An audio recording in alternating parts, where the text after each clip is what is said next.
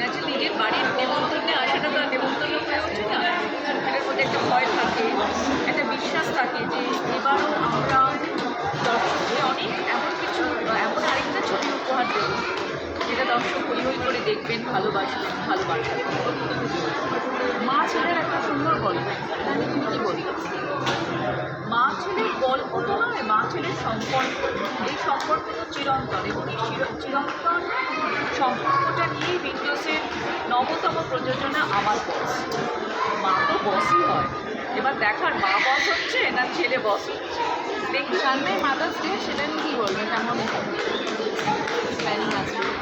Mother's day বলে আমার কাছে কিছু নেই, যেমন mother's day, father's day, Valentine's day.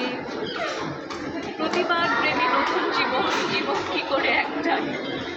তাও ধরো এটা থ্যাংক ইউ।